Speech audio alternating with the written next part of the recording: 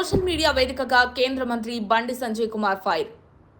వీధి పేరును మార్చడం అంటే ప్రతీకారాత్మక చర్యగా చేయడం చూస్తుంటే నవ్వేలా ఉందంటూ బండి ఫైర్. చిల్లరాటలాపి హామీలు వాగ్దానాలను అమలు చేయాలంటూ వ్యాఖ్యలు. ఇండైరెక్ట్ గా రేవంత్ రెడ్డిని టార్గెట్ చేసిన బండి సంజయ్. కేంద్ర మంత్రి బండి సంజయ్ కుమార్ సోషల్ మీడియా వేదికగా రేవంత్ సర్కార్పై విరుచుకుపడ్డారు. తెలంగాణలో ఇటీవల జరిగిన ఒక నిర్ణయం తాజాగా రాజకీయంగా తీవ్ర చర్చకు దారితీసింది. గద్దర్కు పద్మ అవార్డు ఇవ్వలేదనే కారణంతో బీజేపీ రాష్ట్ర కార్యాలయం ఉన్న ఒక వీధి పేరును మార్చడం చూస్తుంటే, తెలంగాణ కాంగ్రెస్ ముఖ్యమంత్రి ప్రతీకారాత్మక చర్యగా ప్రవర్తించడం చూస్తుంటే నవ్వేలా ఉందని బండి సంజయ్ అన్నారు. ఇదేమైనా పిల్లలాడినా అంటూ ఇండైరెక్ట్ గా రేవంత్ రెడ్డిపై బండి సంజయ్ ఫైర్ అయ్యారు. ప్రజాస్వామ్యంలో ఉండి రాష్ట్రానికి నాయకత్వ బాధ్యతలు చేపట్టిన ఓ వ్యక్తి ఈ స్థాయిలో వ్యవహరించడం తగునా అంటూ కేంద్ర మంత్రి బండి సంజయ్ ఫైర్ అయ్యారు.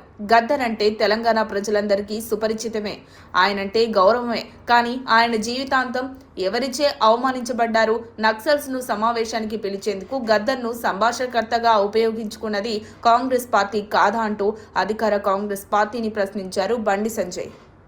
అలాగే గద్దర్పై యూఏపీఏ కేసు వేసి దానితో పాటు ఇంకో 21 కేసులు నమోదు చేసి పోలీస్ స్టేషన్ల చుట్టూ తిప్పుకుంది కాంగ్రెస్ పార్టీ కాదా అన్నారు.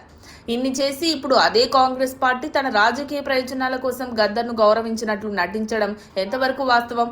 ఇవన్నీ తెలంగాణ ప్రజలకు తెలియవా అంటూ ఎద్దేవా చేశారు. గతంలో నక్సలిజం కారణంగా ఎందరో నాయకులు, పోలీస్ అధికారులు కుటుంబాలు తీవ్రంగా నష్టపోయాయి. వారి కుటుంబాలు నడి రోడ్డున పడ్డాయనేది మరిచిపోయారా కాంగ్రెస్ నాయకులారా అని మండిపడ్డారు. దుద్దిల్ల శ్రీపాదరావు, చిట్టెం నరసింహారెడ్డి వంటి నాయకులు, అనేక మంది పోలీస్ కుటుంబాలు నక్సలిజం బాధితులుగా మారారు. వీరంతా మీకు తెలిసిన వారే. తెలంగాణ రాష్ట్ర ముఖ్యమంత్రిగా మీరు బాధిత కుటుంబాల కంటే రాజకీయ లబ్ధి గురించి ఎందుకు ఆలోచిస్తున్నారని బండి సంజయ్ అన్నారు.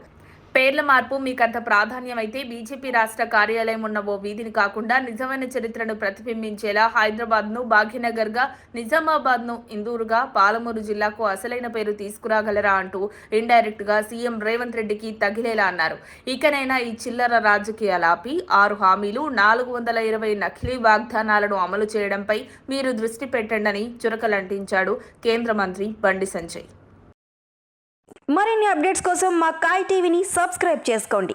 మా వీడియో కనుక మీకు నచ్చినట్లయితే లైక్ చేయండి, షేర్ చేయండి. మీ విలువైన అభిప్రాయాలను కామెంట్ బాక్స్లో తెలియజేయండి.